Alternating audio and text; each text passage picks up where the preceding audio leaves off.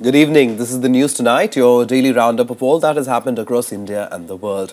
I'm Ishan Russell, and tonight our focus is on the mayhem in the stock markets, with both the Bombay and the National Stock Exchange slumping. What were the reasons behind this and what should be read into it? We'll be discussing that a little later, but first the headlines we're tracking right now. Sensex crashes over 800 points in the biggest single-day loss. Oil prices drop below $50 a barrel, spurring the crash in stock markets. Pakistan continues ceasefire violations in Jammu and Kashmir. Over 10,000 villagers evacuated. BSF promises stern action. The Delhi police files a murder case against unknown persons for Sunanda Pushkar's mysterious death. Shashi Tharoor likely to be questioned.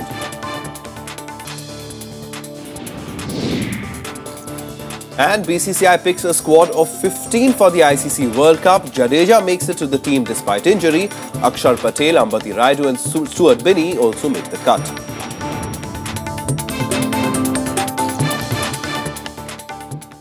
Our top story tonight, it was mayhem at the Indian stock markets today, with the BIC Sensex crashing more than 850 points. It's the biggest single-day loss since the rupee crisis in 2013. Oil prices tumbling to below $50 a barrel, and political uncertainty in Greece spooked financial markets across the globe. From the Indian point of view, though, experts say there's no cause for investor panic just yet.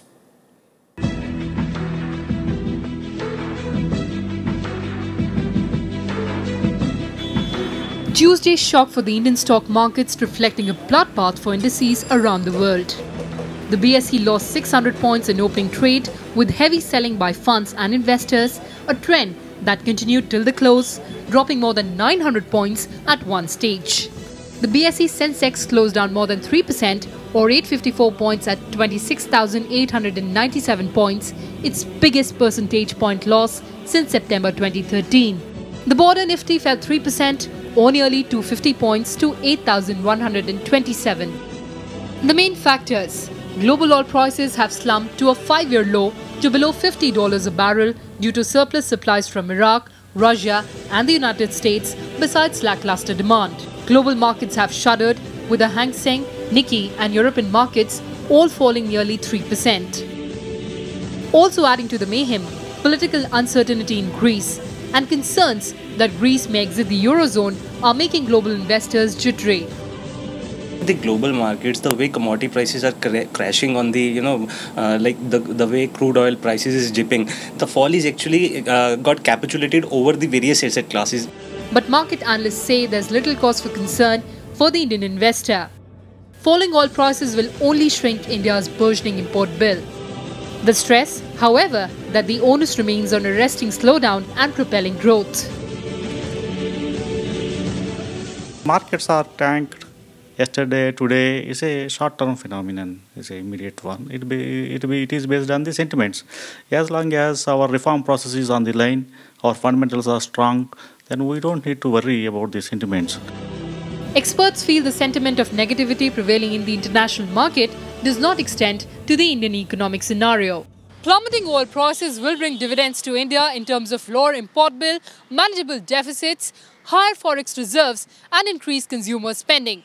However, analysts also voice concern that domestic shares could fall vulnerable to the global market plunge. Reporting from Delhi, Kriti Mishra for Rajya Sabha Television. Right, and TK, our own editor, Opinion and the Economic Times, joins us live from New Delhi to help us understand, should we be really worried, TK, as far as the stock market crash goes, weak sentiment perhaps, and not much to be read into it as long as the fundamentals are strong, and are they strong?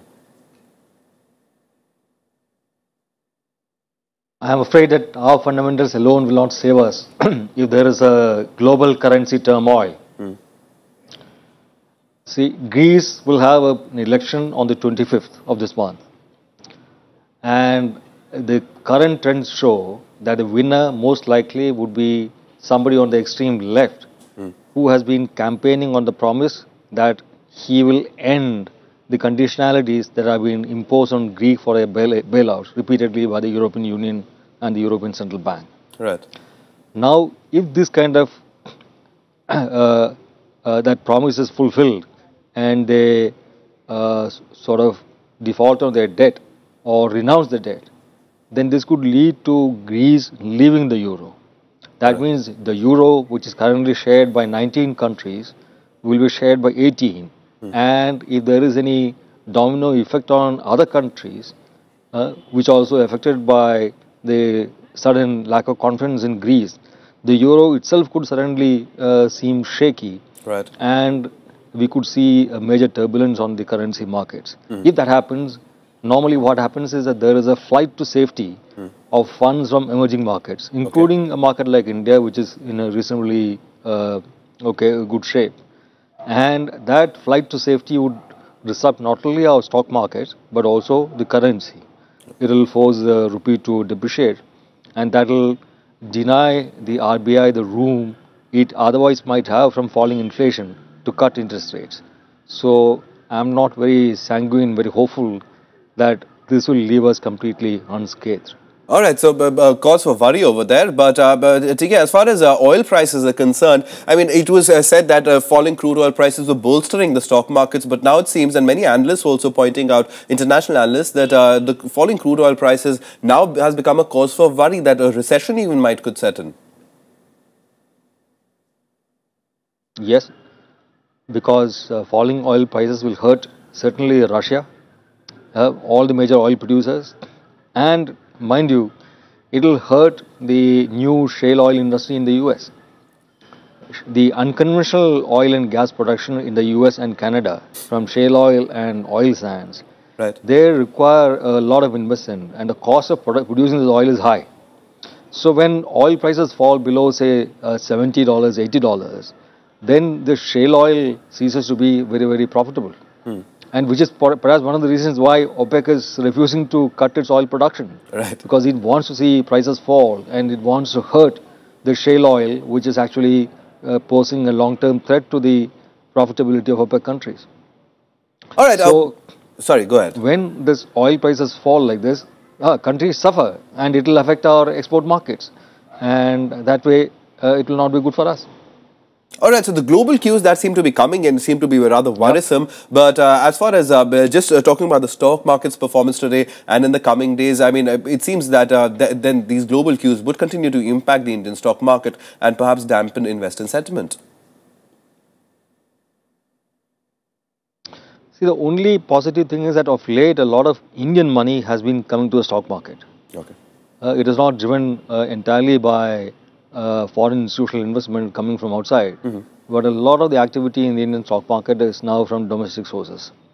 If this can be sustained, then the stock market can be protected to some extent from severe effects of the global turbulence.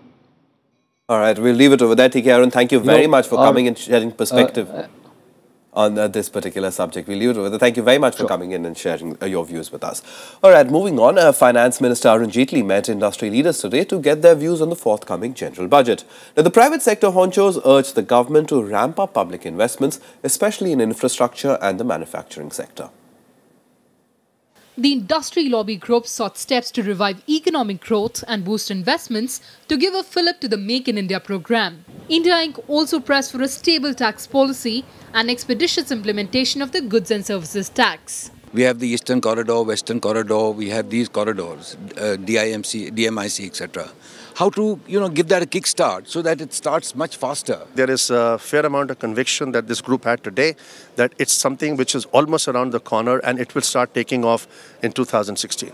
Exporters sought extension of the interest subvention scheme that lapsed at the end of the last fiscal. The interest subvention, that was stopped this year, and that is a must and to get a competitiveness in the international market. The finance minister is set to have assured the industry representatives that the government will aim to revive growth in the upcoming budget.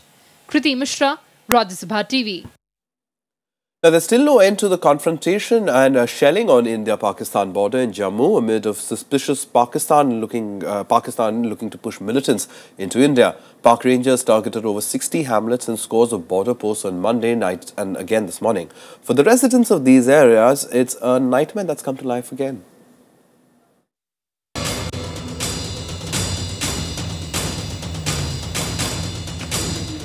They say they don't remember seeing it this bad before.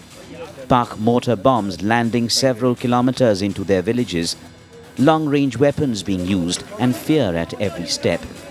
The latest bout has gone on almost continuously since New Year's Eve. Sherpur, Chakra, Lachipur and Londi areas of Hiranagar sector are worst hit. बहुत ज़्यादा बमबारी हो रही है, तो ये तो समझ नहीं कोई आ रही है क्या, या तो सरकार का कसूर है या फौज का कसूर है, कोई पूछता नहीं है। आज बहुत ही बदतर हालात हैं, जहाँ के मार्टर के छोटा फायर तो हो नहीं रहा है, मार्टर के फायर बड़े फायर हो रहे हैं, तो काफ़ी जो 10-15 आदमी हैं गांव में वो भी डर के आज भाग रहे हैं आगे पीछे, लेकिन जाने की जगह नहीं मिल रही है। हम छोटे छोटे बच्चों को लेके कहाँ जाएं, स्कूलों में जो जगह दे रहे हैं और एक रूम में कम से कम 10-10 फैमिली एडजस्ट की जा रही है। Just that, moving away seems to be the only option left, with more and more leaving each day. Close to 10,000 people have been evacuated since New Year's Eve into temporary shelters, schools and the like, deeper into Samba and Kathua districts. Life has turned into an ugly nightmare. बड़े मुश्किलें, हम घर से निकले हैं, छोटे छोटे बच्चे हैं और पशु भी ऐसे घर में भूखे मर रहे हैं, तो बड़े मुश्किलें हम घर से निकले हैं। BSF Jawan Devendra Singh was killed in Pak firing on Monday morning. At least 10 Indian and Pakistani soldiers and civilians have been killed in the last week of firing on both sides. The BSF says it will continue to do its duty by giving a strong reply to firing from Pakistan, though it too seeks peace. More the efforts of violation of such things, more intense will be the retaliation. This is what is happening. But I still reiterate that we never initiate the fire, and we will definitely respond when we are fired at, when our civilian populations are fired at, and we would want peace. But peace has to be from both the sides. Both the sides will have to accept and agree to maintain peace.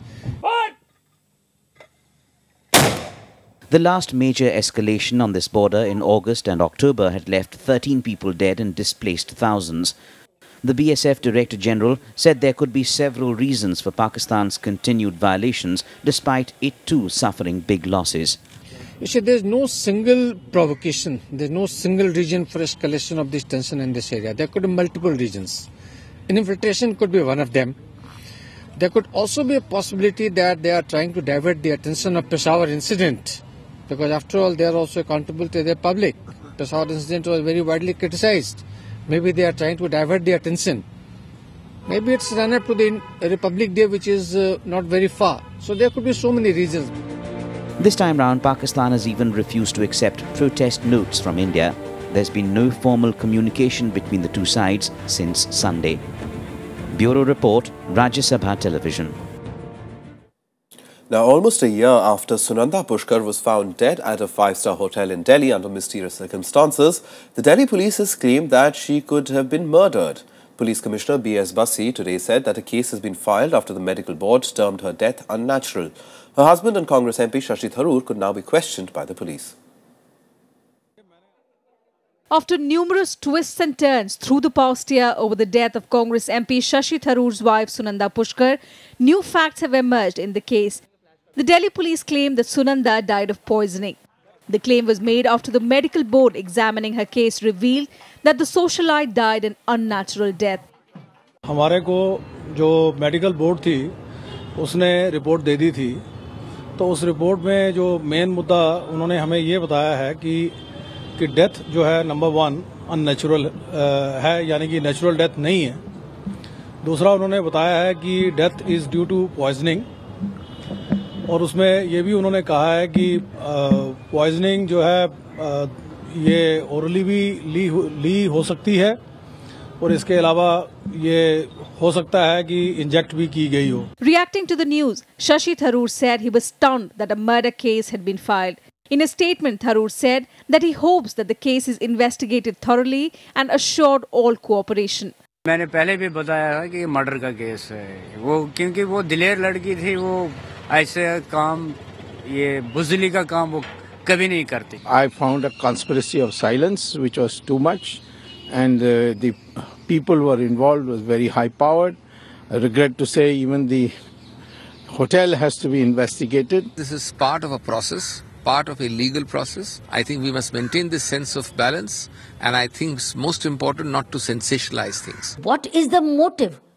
In that motive will be who was benefiting. What is it that somebody was afraid of or that she could have revealed? Shashi Tharoor could now be questioned in connection with the case. He was earlier quizzed after a controversy over his relation with Pakistani journalist Meher Tarar. She had a Twitter war with Sunanda Pushkar days before her death. Her body was found in a luxury hotel in Delhi on the 17th of January last year under mysterious circumstances. Bureau Report, Rajya Sabha TV. Now, one of the 6 convicts in former Punjab Chief Minister Gurmeet Singh's assassination was arrested in Thailand today. The Royal Thai Police said they've arrested the fugitive Gurmeet Singh in Pattaya after monitoring his movements for several months and with the help of the police in India. He was a former member of the Babbar Khalsa International Sikh Separatist Group. He's one of the six Sikh militants who killed Gurmeet Singh and 15 others in a car bomb attack in 1995. He was given a life term after he fled a Chandigarh jail in 2004. I can confirm to you that the information is correct. We have, through our embassy in Bangkok, been in touch with the Thai authorities on this, and we intend to pursue this matter up further. Given the delicacy of the matter, I do not want to say further on this because there is a process underway. पहले तो मैं अपनी Punjab police और देश की intelligence agencies को मुबारकबाद देना चाहता हूं। इसलिए जल्दी से जल्दी अब पकड़े गए हैं, जल्दी से जल्दी फास्ट कोर्ट इनको सजाएं सुनाएं और जल्दी से जल्दी ऐसे लोगों को फांसी ही एक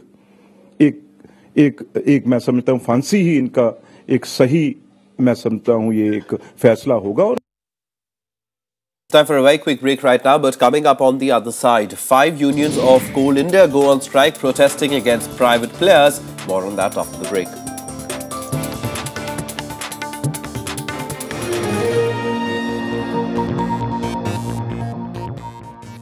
Welcome back. You're watching the news tonight. Now, the centre will soon implement a new education policy in all the states. Addressing a conference of state education ministers, HRD Minister Smriti Irani said that her ministry will hold meetings with states next month to frame the new policy. She also said that the views of stakeholders like students and parents will also be taken into consideration.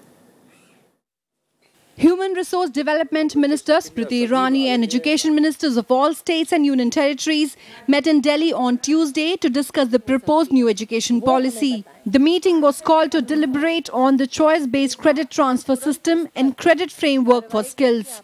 The minister said that states should implement these programs from the coming academic session. Physically challenged हमारे जो छात्र हैं, नागरिक हैं, अथवा जो tribal community से हैं, अथवा जो SC कम्युनिटी से हैं, इन सबको भी विशेष साधन मिले ताकि क्वालिटी हायर एजुकेशन हम ऐसे प्लेटफॉर्म के माध्यम से हमारे देश के नागरिकों को समर्पित कर सकें. The choice-based credit transfer system will allow students to choose from the prescribed courses. The credit framework for skills, on the other hand, allows multiple pathways between vocational education, skills, education and job markets.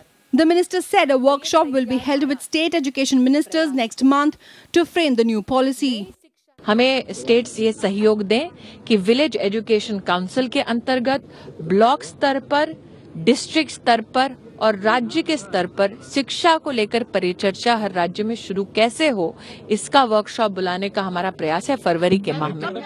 For the first time, views from cross-section of the society, including parents and their wards, will also be taken in this regard.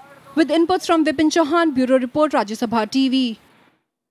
Now let's look at all the other national news we're tracking in nationwide. 5 major trade unions began a 5-day coal industry strike from today. The unions are protesting against the government's plan to allow private companies to mine and sell coal. The shutdown is likely to result in production loss of up to 1.5 million tons a day, meaning parts of the country may face power shortages for about 1 week. Coal Minister Piyush Goyal will meet union leaders in the capital tomorrow. One of the 2 police constables accused of raping a minor in Badaयूं in Uttar Pradesh was arrested in Bareilly late last night. A 14-year-old girl was allegedly abducted and raped by 2 constables on New Year's Eve. The police are searching for the second constable. The 2 accused have been dismissed from the service, while 2 sub-inspectors have been suspended. Most of North India saw some relief from the cold wave on Tuesday. The minimum temperature recorded in the morning in the national capital was 9 degrees Celsius, two notches above the normal. Jammu and Kashmir also saw some respite from more than a week of searing cold. Leh recorded the warmest night in the last 10 days with a minimum temperature of -7.5 degrees Celsius, while Srinagar recorded a low of -1.4 degrees Celsius. Some international news now, and there's still no sign of the black box flight recorders of the crashed AirAsia plane 8501 as the search and rescue operations in the Java Sea entered its 9th day today. Officials were able to expand the search area today with some improvement in weather conditions. After the debris was stated as located in Java Sea, it was thought to be a matter of hours before the black boxes would be found and causes for the crash uncovered. But 9 days into the search, there is still virtually nothing concrete. Just 37 bodies out of 162 people that were on board, a supposed tail section and some pieces. Bad weather eased on Tuesday to enable the search to be widened. Akan dilakukan tambahan searching area prioritas. Saya sebut di situ searching area prioritas yang kedua. Posisinya, letaknya.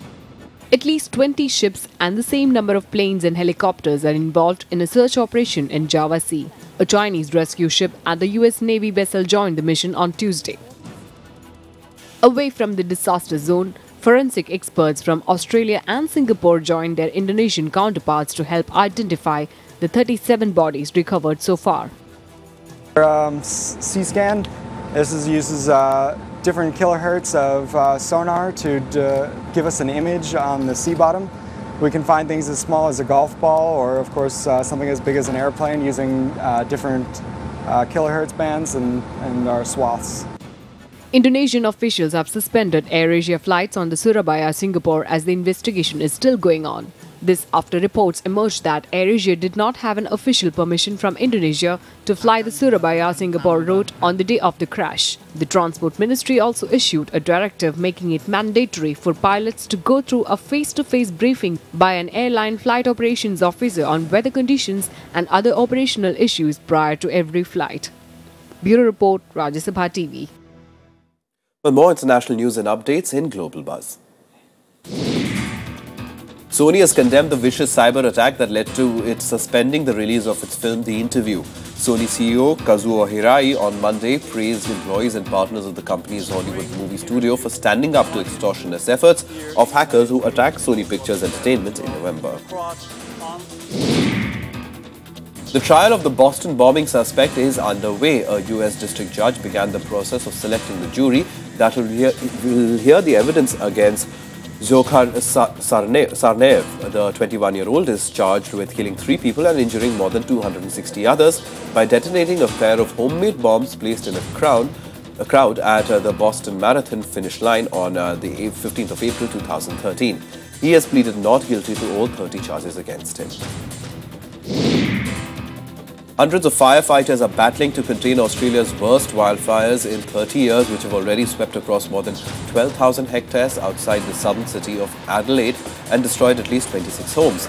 The South Australia Country Fire Service Assistant Chief Officer Rob Sanford said the next 48 hours were critical to firefighting efforts because of higher forecast temperatures and changing winds.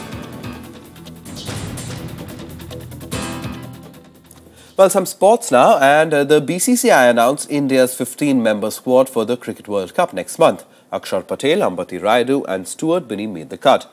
Ravindra Jadeja, who was expected to be fit before the tournament, was also picked. However, selectors ignored Yuvraj Singh despite his recent heroics in the Ranji Trophy.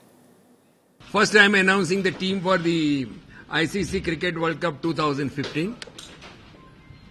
MS Dhoni captain, Shikhar Dhawan, Rohit Sharma, Ajinkya Rahane, Virat Kohli, Suresh Raina, Ambati Rayudu, Ravindra Jadeja, R. Ashwin, Akshar Patel, Bhuvnesh Kumar, Ishant Sharma, Mohammad Shami, Stuart Binney, and Umesh Yadav. Selectors picked the name of 15 for India's squad for the ICC World Cup next month. Mahendra Singh Dhoni, who recently retired from Test cricket, will lead the side mixed with youth and experience. Left-arm spinner Akshar Patel, batsman Ambati Rayudu and all-rounder Stuart Binney are some of the names which were included in the squad. Ravindra Jadeja, who is nursing an injury, is expected to be fit in another 10 days. But despite scoring a hat-trick of centuries in Ranji Trophy, Yuvraj Singh was ignored for the tournament. He was the man of the series in the last edition, which was won by India. All the players were discussed, not only Yuvraj Singh, a lot of other players were also discussed apart from the 30. And after a lot of deliberation in presence of all the 5 selectors as well as Captain Mahendra Singh Dhoni and Duncan Fletcher were there on the con call, please. No, it is absolutely fine and it is, we are, सब लोग तो select नहीं हो सकते ना, लेकिन हाँ जो फैसला, whatever is the selectors have done and what the BCCI has done, they always do good things. We should be thankful to them. Formers praised the team selected for the World Cup in Australia and New Zealand, though Yuvraj's omission and inclusion of Stuart Binney surprised a few. I feel overall team is very balanced and this is an expected team except one surprise, not many surprise. Yeah, maybe there is a chance for Murali Vijay to get into the side. I think that might have make batting side more strengthened because if Dhawan fails in the opening, then Murali Vijay has a good experience at the time and he is in a good form in the Test cricket. Also, I feel Murali Vijay should have been picked because he was the only batsman who has the feel of the attack. He has got 300s on this tour. I'm quite sure he will do well if he had played the one-day international as well. India will be defending the title under Dhoni. The team will face arch rivals Pakistan in its first match on the 15th of February. Bureau Report, Rajya Sabha TV. And Australia dominated the first day of the final test in the Border Gavaskar series that is on in Australia. Stumps, they were 348 for 2. The Australian openers gave a solid 204-run stand for the first wicket. David Warner completed his third ton of the series. Chris Rogers missed his ton by a mere 5 runs. Indian bowlers once again looked ordinary throughout the day and their sloppy fielding only added to their woes.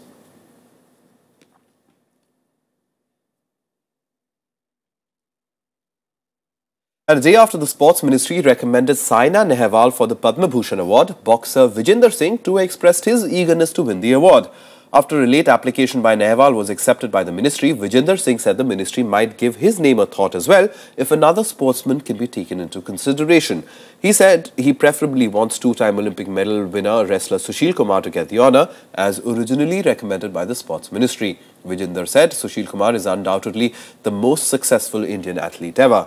Boxing India has asked Vijender to send his application and would take a call on whether to forward it to the Sports Ministry. However, the last day for the application is long past though. जी पहले तो मैं बताना चाहूँगा कि मैं कोई Padma award की demand नहीं किया मैंने. मैं सिर्फ मैं इतना कहना चाहूँगा कि मेरे को मीडिया के थ्रू पता लगा कि ऐसे नॉमिनेट कर सकते हैं, नॉमिनेशन जा सकता है, तो उसी के थ्रू मैंने अपने बॉक्सिंग फेडरेशन से या बॉक्सिंग इंडिया से बात की. तो होपफुली मैं चलो सर मैं भी ट्राई करता हूँ बिकॉज ये मेरा राइट है, मेरा हक है. वो मिले ना मिले सर वो बाद की बात. Well, that's the news tonight. Good night.